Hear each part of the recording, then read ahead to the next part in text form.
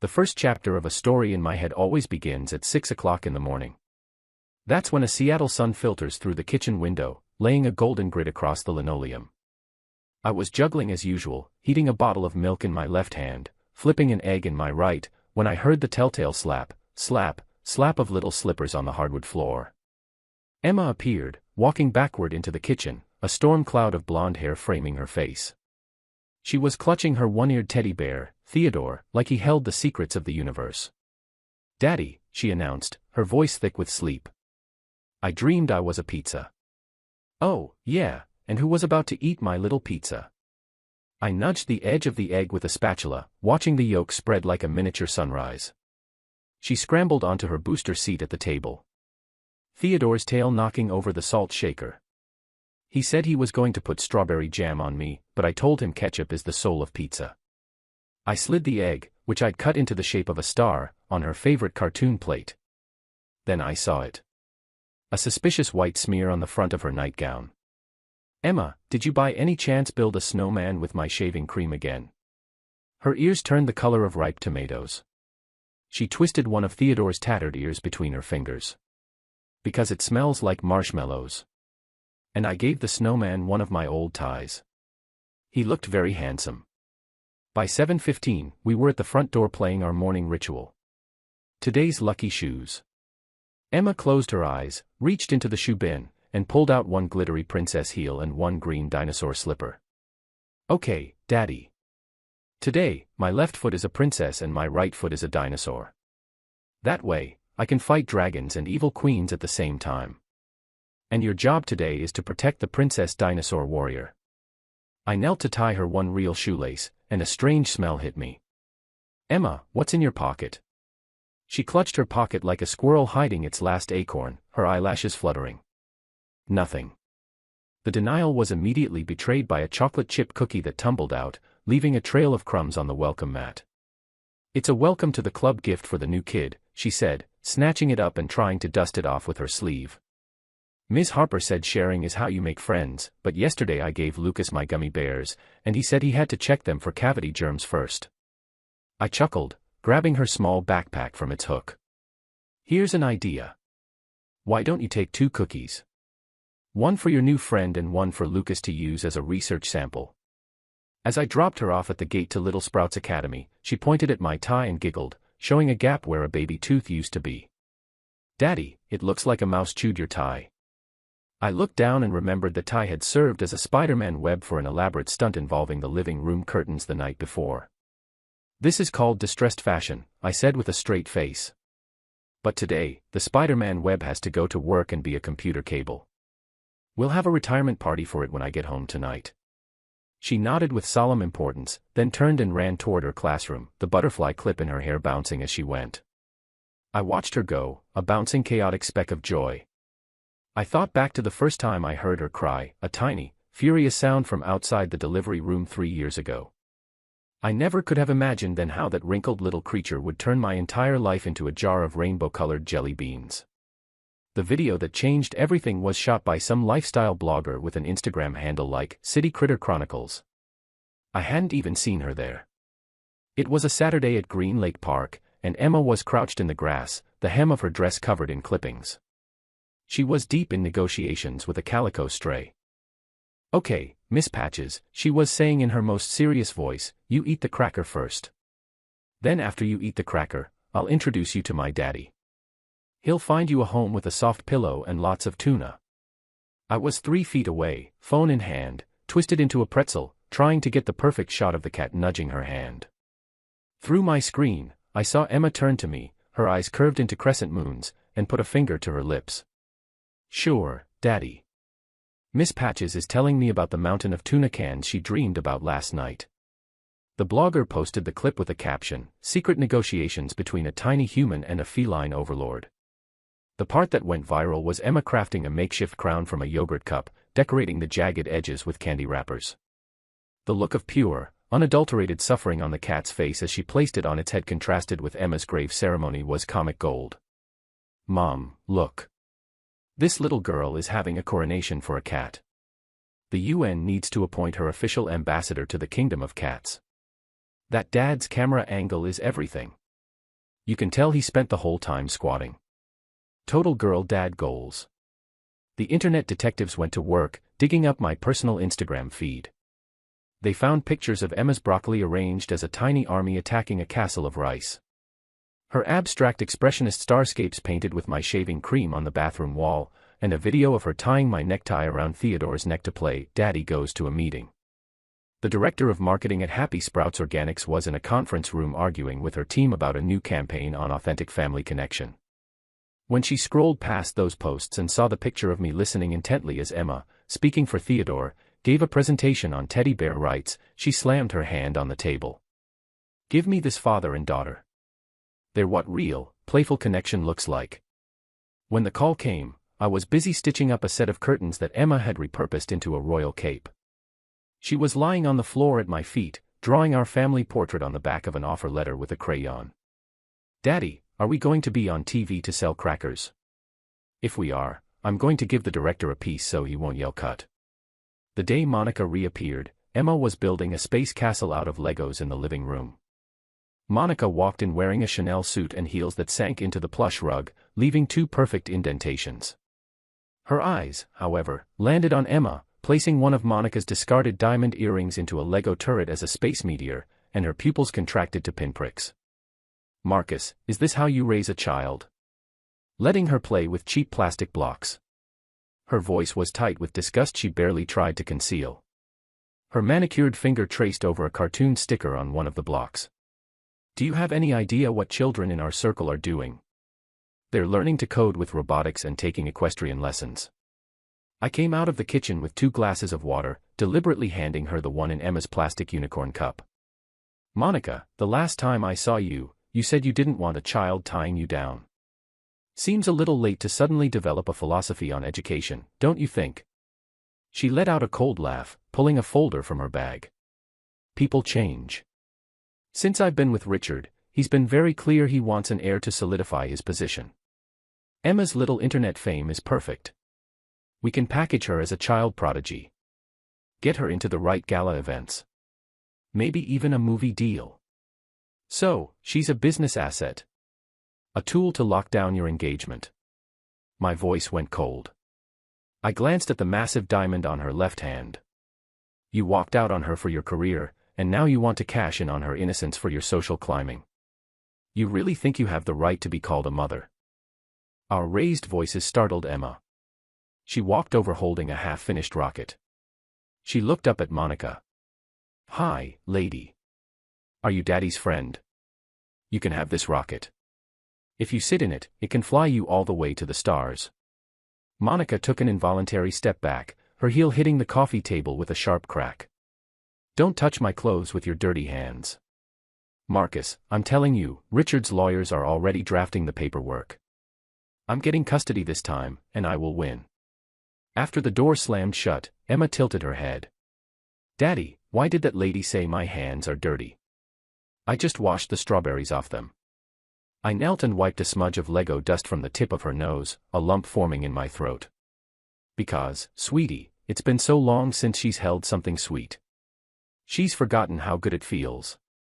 That night, Emma tossed and turned, then finally crawled out of bed and shook me awake. I'd only been pretending to sleep. Daddy, that lady said she'd take me on a big airplane, but I don't want to go. Airplanes don't have your star-shaped eggs. She rubbed her eyes with the back of her hand, a gesture she'd had since she was a baby. And her perfume was yucky. It smelled like the stuff Mommy used to wear. It made my nose itchy. I pulled her into my arms, burying my face in her hair, which smelled faintly of strawberry shampoo. I remembered Monica coming home from some fashion gala when Emma was 3 months old, reeking of cigarette smoke and champagne. She'd left our infant daughter with me because she couldn't be bothered. That was a night I swore I would never let that brand of cold, polished sophistication touch my daughter's life again. On the day of the hearing, Emma sat in the witness box clutching Theodore, her little patent leather shoes scuffing nervously against the floor. Monica was dressed in a severe black suit, her makeup as flawless and impenetrable as a CEO in a boardroom. But when the judge asked her when she had last spent time with her child, a flicker of panic crossed her eyes. Objection, my lawyer stood, pulling up a video file on the screen. This is security footage from the entrance of the preschool last month. On the screen, Monica strode past Emma, who reached out a small hand. Monica waved it away with an impatient flick of her wrist. The image of Emma biting her lip and shrinking back behind a tree, twisting the hem of her dress, sent a ripple of murmurs through the courtroom. I was in a hurry, Monica's voice trembled. And she was in the school uniform. I didn't recognize her at first. And then, my lawyer played an audio recording. It was Monica's voice talking to Richard Sterling. "Richard, darling, don't worry. Once I have custody, I'll get her properly socialized. She won't embarrass us at the foundation dinner." "What? A sponsorship deal?" "Of course. Child influencers are fetching a fortune these days." Monica's face went white. She shot a venomous look at her own lawyer. "You told me that recording was inadmissible." The courtroom erupted. The judge banged his gavel. Just then, Emma stood up, her courage bare falling to the floor. She looked directly at Monica, her voice small but clear. "Mommy, you used to call me your little angel. But angels don't have to wear scratchy dresses. And they don't have to learn a bunch of French words they can't remember. Angels need good morning kisses from their daddy. They need bedtime stories. And they need to share their cookies with the stray cats." My eyes burned. Last night she had told me, "Daddy, tomorrow I have to be a brave little soldier and protect our home." And here she was, this tiny girl in a witness box, her hands clenched in nervous fists, standing as straight and unbending as a sapling in a storm. When the judge finally declared that custody would remain with me, Emma let out a whoop and launched herself into my arms, the button eye of Theodore scraping against my chin. Monica stumbled out of the courtroom, her heels clicking a frantic, desperate rhythm on the polished floor. She never once looked back at the little girl she had called her angel. I met Audrey Price for the first time backstage at the Happy Sprouts event. Emma was sitting on the floor by the dressing room door, drawing a butterfly on a napkin with a marker. A fluffy ragdoll cat was rubbing against her leg. "Her name is Snowflake," Emma said without looking up. "See, lady, her paws are all white, like she's wearing little mittens." Audrey watched Emma meticulously draw the bow tie on the cat's portrait, and a strange, distant look came over her face. "When I was 7, she said softly, my mother threw the stray kitten I found into the garbage." She knelt, her finger gently touching the butterfly's wing on the napkin. "I always wanted a cat just like this one, but my mother said it would ruin the carpets." Emma looked up then, and I guess she saw the sadness in the stranger's eyes because she folded the napkin into a little paper boat and placed it in Audrey's hand. "We can put Snowflake's mittens in the boat. Then she can sail into your dreams." After the event, Audrey came with us to the vet. Emma was chasing the newly named Snowflake around the exam room with a feather toy while I discussed adoption paperwork with the doctor. Sunlight streamed through the window, catching the side of my face. "My father died when I was very young," Audrey said suddenly. "My mother was obsessed with the business. She scheduled my entire life, etiquette classes, tutors, even 30 minutes a day of practicing my smile in the mirror. I never knew a father and daughter could just be like this. So easy." I turned and looked at her. This was Audrey Price, the woman they called a shark in the boardroom. But right then, her eyes held a mixture of envy and a kind of quiet relief. Emma ran over and shoved a hand covered in white cat fur into Audrey's. "Snowflake says she likes your perfume. It smells like jasmine tea." A few weeks later, at the preschool's Parents' Day, Audrey showed up in jeans and a sweater. She sat on one of the tiny chairs, her knees practically touching her chin. Emma stood before the class and announced, "This is my daddy and this is his friend, Audrey. They're going to tell us the story of the 3 little pigs." I did the big bad wolf voice, deep and gravelly. Emma shrieked and buried her face in Audrey's side, peeking out through her fingers with a huge grin. Without thinking, Audrey reached up and fixed the butterfly clip that had slipped in Emma's hair. It was a small, unconscious gesture, but all 3 of us froze for a second. A strange, wonderful warmth blooming in the air between us. Afterward, Emma walked between us on the playground, holding both our hands. The setting sun stretched our shadows long across the grass. Suddenly, she let go and ran toward the swings, her arms spread wide. "Daddy, Audrey, come and get me." Audrey and I looked at each other. A silent understanding passing between us, and we both started to run. Emma's laughter was like a string of silver bells, echoing in the twilight, chasing away all the ghosts of the past. On the first real snow day of winter, Emma stood in the yard wearing a strawberry print scarf Audrey had knitted for her. She had built 3 snowmen.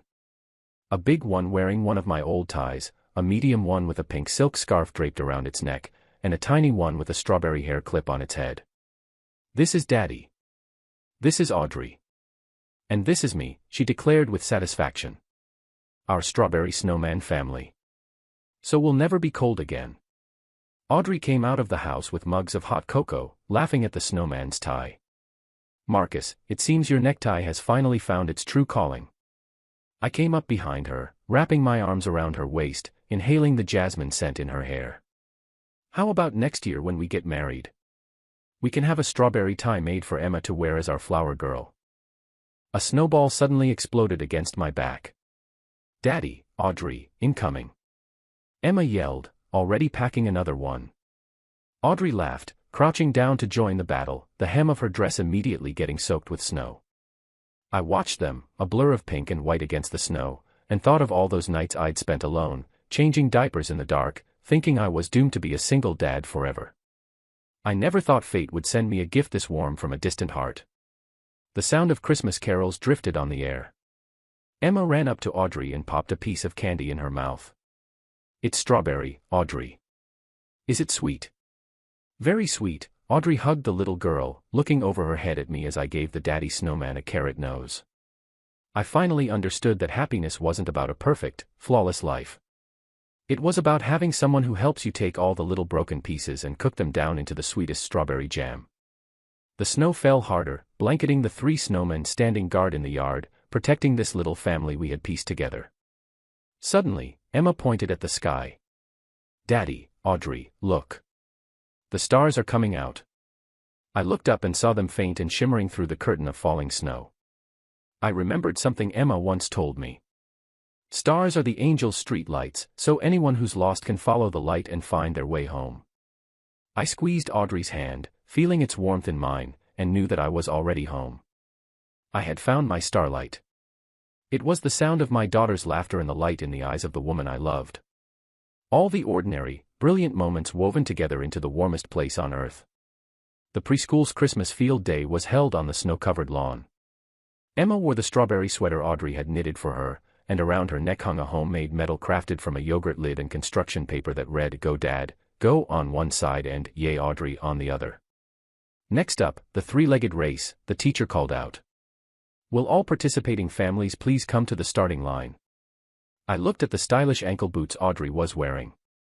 "Are you sure you can run in those? We could try to borrow some sneakers." "You underestimate me," she said, bending to tuck the hem of her skirt into her leggings. "For your information, I was the collegiate 800-meter champion." Emma suddenly produced 2 rainbow-colored ribbons from her pocket. "Use these to tie your legs. I picked them from Daddy's secret tie collection. They're the prettiest ones." I looked at the glittery fabric and sighed. "So that's what happened to my galactic night tie." "Sure," Emma put a finger to her lips. "It's our secret weapon," she whispered urgently. "It turns you into rainbow-powered super runners." The whistle blew. When it was our turn, Emma bounced on the sidelines, holding a cardboard sign. "Daddy's left foot, Audrey's right foot. Walk like a crab." We were actually doing okay, finding a clumsy rhythm, when I swerved to avoid a stray snowball. We lost our balance, and to keep from falling, Audrey instinctively threw her arms around my neck. The move sent us both tumbling into a snowbank. The rainbow ribbon snapped, and Emma's sign went flying. "Ha ha. Daddy and Audrey are snowmen," Emma giggled, running over to brush the snow off our heads. I looked at Audrey, her perfect makeup smudged, her hair a mess with bits of grass stuck to her sweater. She was laughing harder than I'd ever seen her. "It's okay. We get a do-over." Emma pulled a backup ribbon from her pocket. It didn't work because we didn't say the magic words. This time we all shout, "Strawberry superpower, activate." As we lined up again, I saw a figure at the edge of the field. It was Monica dressed in a white fur coat, holding a beautifully wrapped gift box. She looked completely out of place among the crowd of parents in puffy jackets.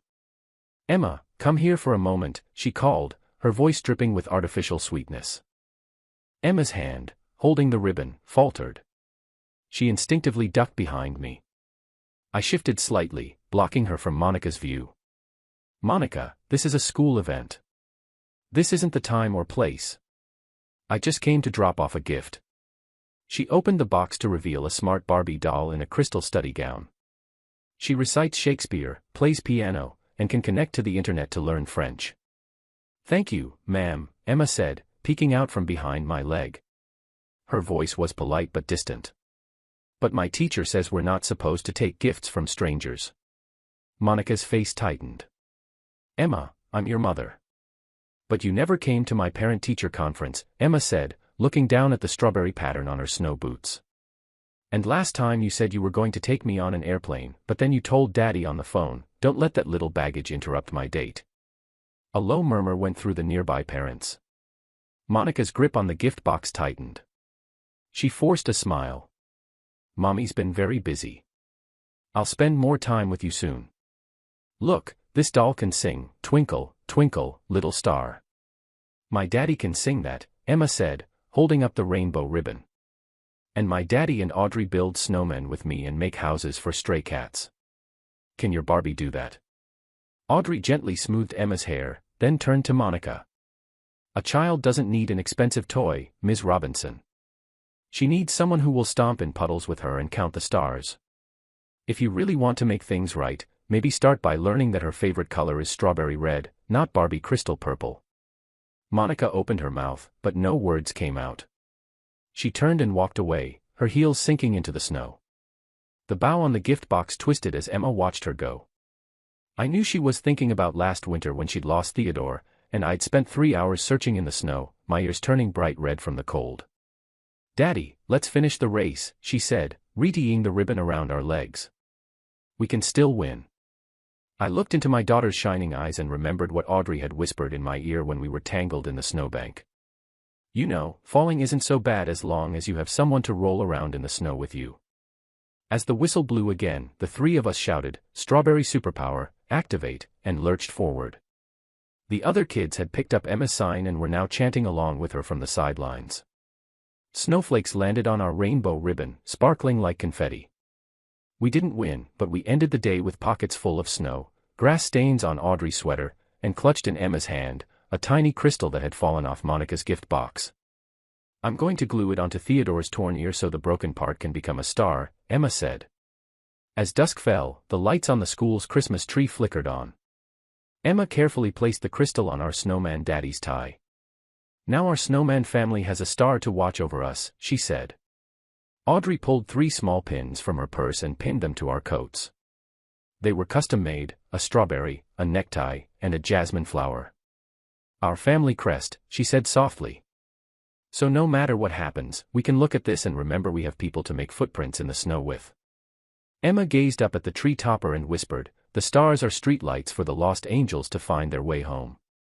Clutching the strawberry pin on her coat, she knew, and I knew, that we had found our lighthouse.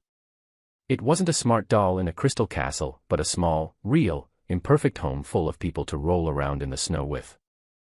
The top-floor office of Price Enterprises was silent except for the hiss of sleet against the panoramic windows.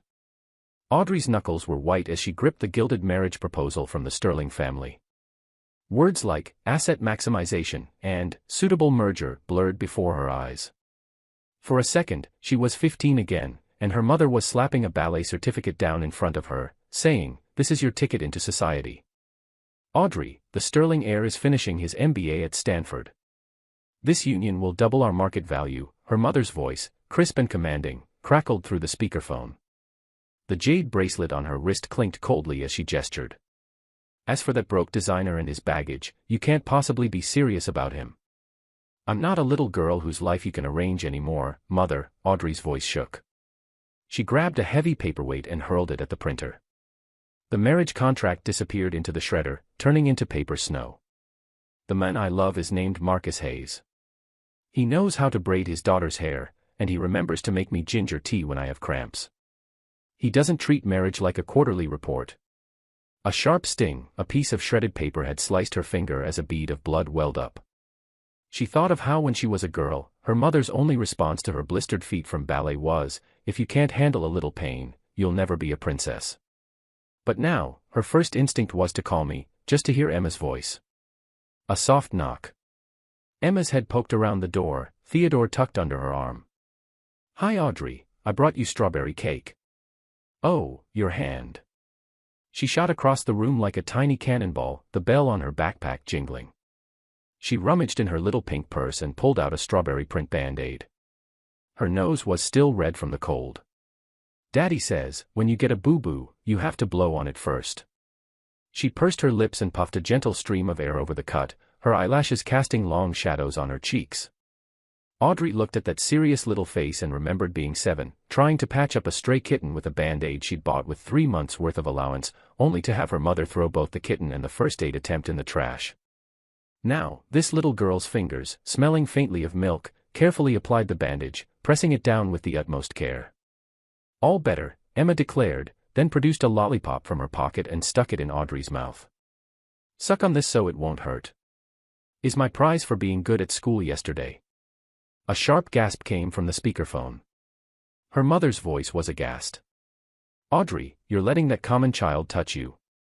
God knows what germs are on her hands." "That's enough," Audrey slammed the laptop shut. The sudden silence was deafening.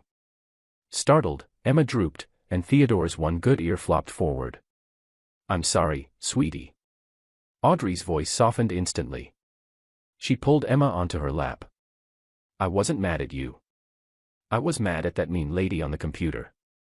Emma snuggled into her neck, finding the familiar jasmine scent. "Was she like the other mean lady? The one who said my hands were dirty?" Her small finger traced a lock of Audrey's hair. "But your hands smell nice, and they know how to make my hair into braids." "They're not dirty at all." A lump formed in Audrey's throat. She glanced at her desk at the pencil holder Emma had made her from a yogurt cup and glitter. One of the pencils inside had "For Mom" carved into it, something I had whittled with my pocket knife. "Emma," she said quietly, "what would you do if someone told you I couldn't be with you and Daddy anymore?" The little girl pulled a crumpled drawing from her pocket. It showed 3 stick figures holding hands. The woman in the middle had long hair just like Audrey. "I'd tape this to your computer so you'd see us every day when you came to work. Daddy says loving someone is like loving strawberry cake. Even if a mean person says it's too sweet, you still have to take a secret bite." Audrey laughed, but a tear escaped and slid down her cheek. She opened a desk drawer and took out a faded, folded paper frog, an origami project she'd made when she was 12. Her mother had found it hidden in a textbook and torn it to pieces. Audrey had painstakingly taped it back together, a secret reminder of a time she'd wanted to be a frog princess, not a corporate one. Emma's eyes lit up. "You know how to make origami. Tomorrow, let's make strawberries. Daddy says if you put a paper strawberry under your pillow, you'll dream of candy clouds." Outside, the snow had stopped. A ray of sun broke through, illuminating the tiny strawberry on the band-aid on Audrey's finger. She stroked Emma's soft hair, remembering something I'd once said. "A real princess isn't the one who lives in a castle. She's the one who gets to decide for herself if she wants to eat the strawberry cake." She picked up her phone and texted me. "Feel like taking Emma for tacos tonight? I know a place with amazing strawberry smoothies." My reply was almost instantaneous. "The little princess is already drawing a taco battle map. She says she's bringing you her secret guacamole recipe tomorrow." The light from the screen illuminated her smile. Emma leaned in and whispered in her ear. "Audrey, when I grow up, I'm going to buy you the prettiest band-aids in the whole world. They'll have strawberries on them that glow in the dark." The marble floor of the office was cold, but the little girl in her arms felt like a miniature sun, thawing places inside her she thought had been frozen forever. She looked down at the strawberry band-aid and understood. Some wounds didn't need to be hidden by a jade bracelet. Sometimes a cartoon sticker applied with love and smelling faintly of milk could heal you much faster. As dusk settled, Emma placed the origami frog on Audrey's desk. "The frog prince will protect you," she said, then skipped toward the door, the strawberry clip in her ponytail bobbing like a tiny beacon. Audrey picked up the frog. On its back, Emma had stuck a tiny crystal, the one from Monica's abandoned gift box.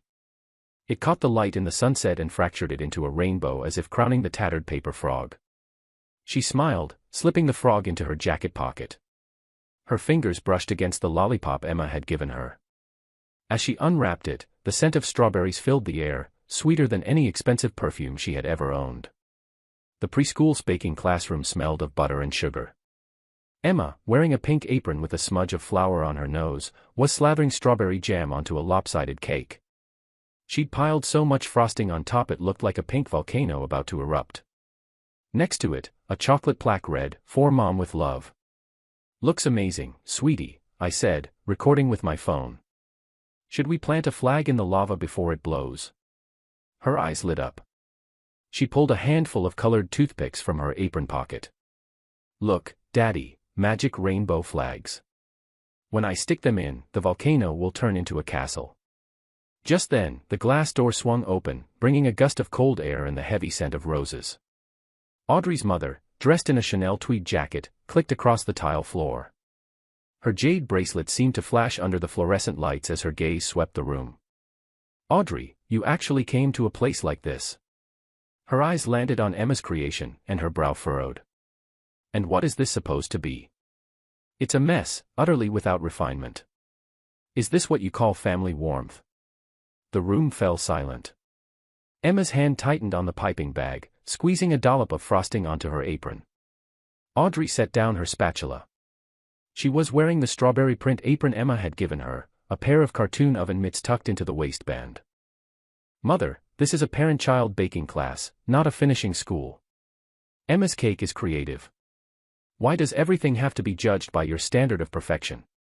Her mother scoffed, stalking toward the workstation. Her finger hovered over Emma's cake. "Creative?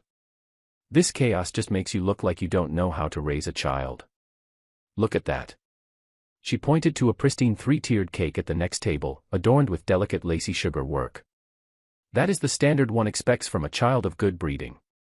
"But ma'am," Emma piped up, her voice small but determined, "that cake looks like a cold ice castle.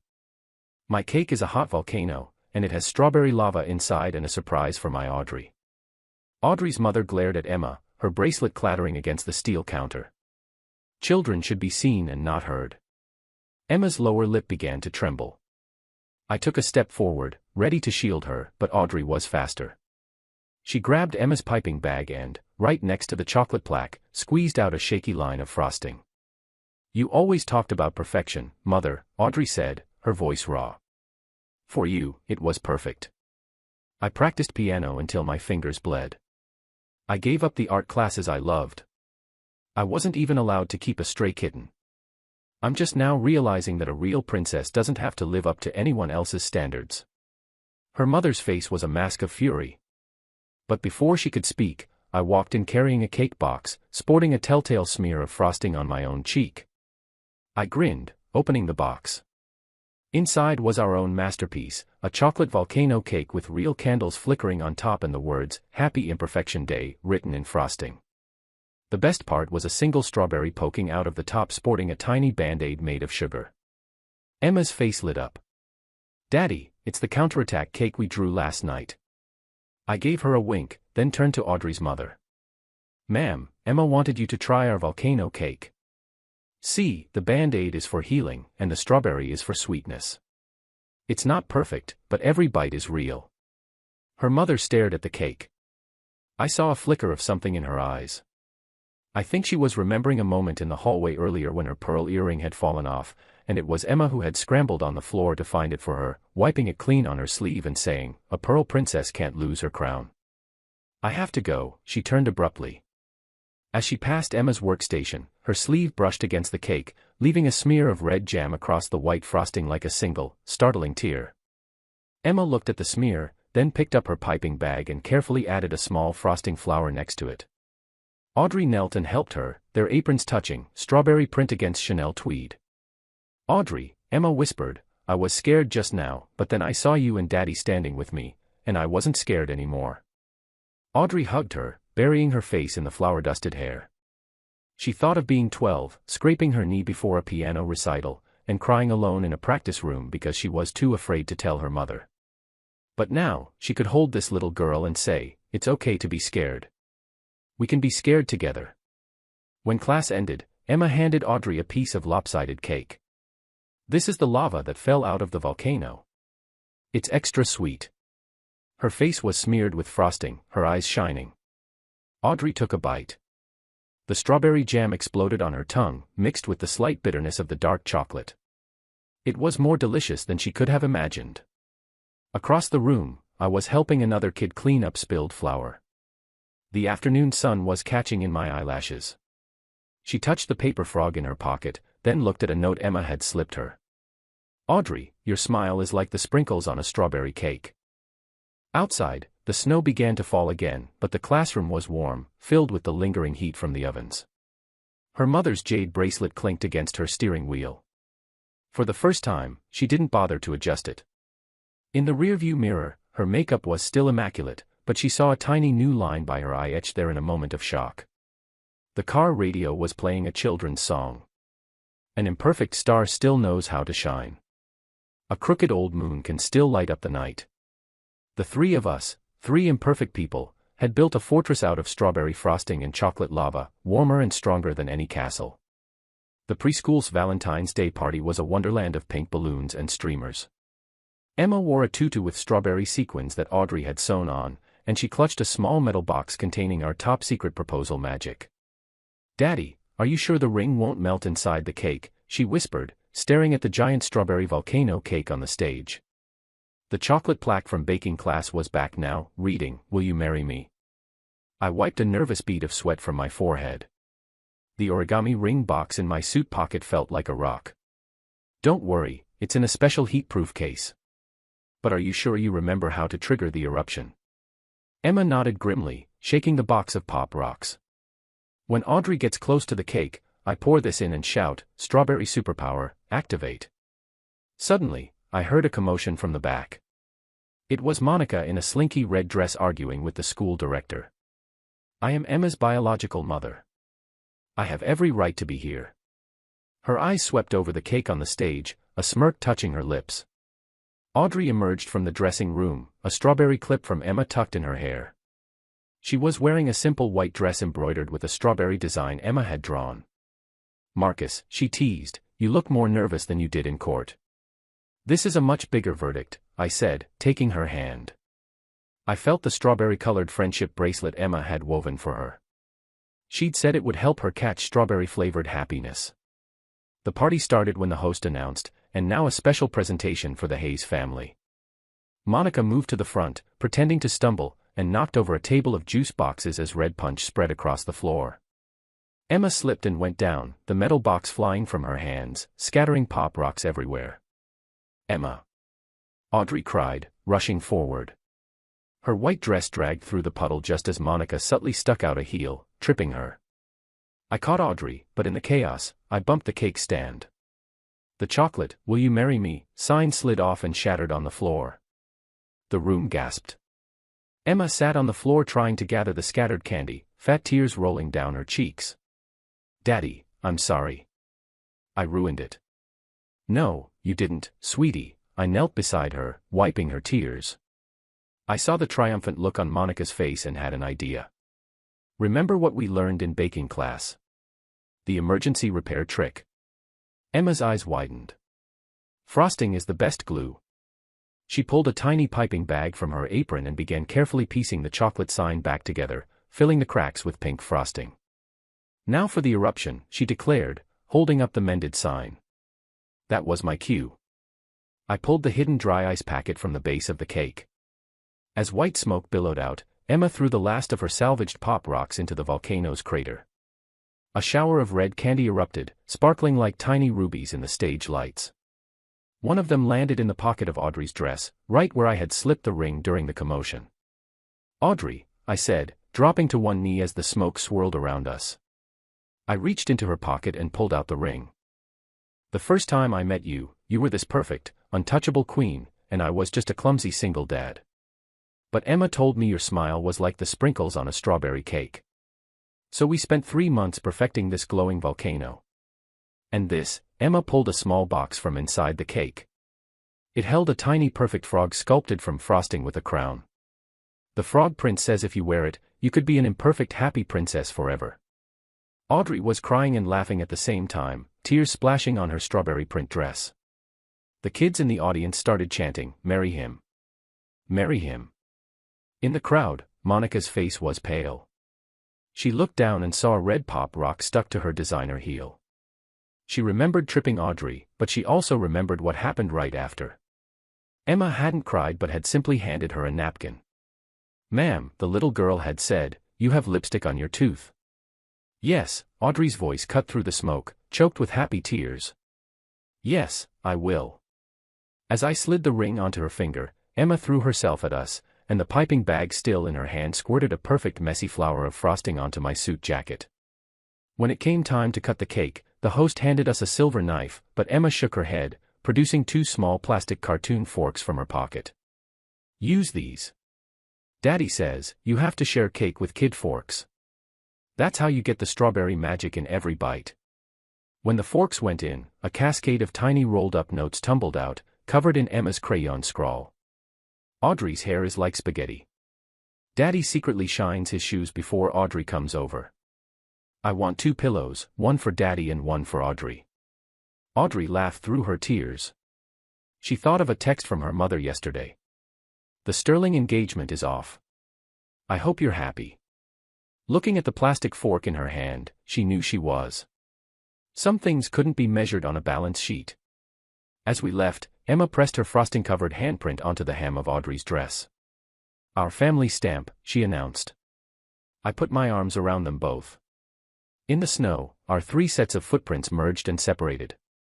The small ones bouncing from left to right in a joyful, chaotic dance.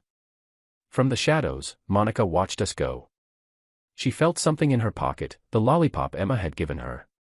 The wrapper had a drawing of 3 stick figures holding hands. She slowly unwrapped it, and the scent of strawberries filled the cold air.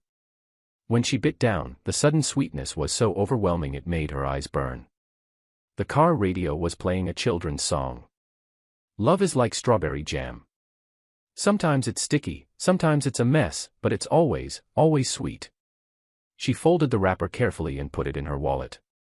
In the rearview mirror, the lights of the preschool glowed, a warm, steady beacon in the winter night. Emma rested her head against the car window, yawning. She pointed a tired finger at the sky. "Daddy, Audrey, look. The moon looks like someone took a bite out of a strawberry cake." Audrey and I smiled at each other. Our hands finding their way together in the dark. Sleet tapped against the glass, but inside it was warm. Emma's head slowly drooped onto Audrey's shoulder, her lips still smudged with frosting. A little angel who had finally found her bed among the stars.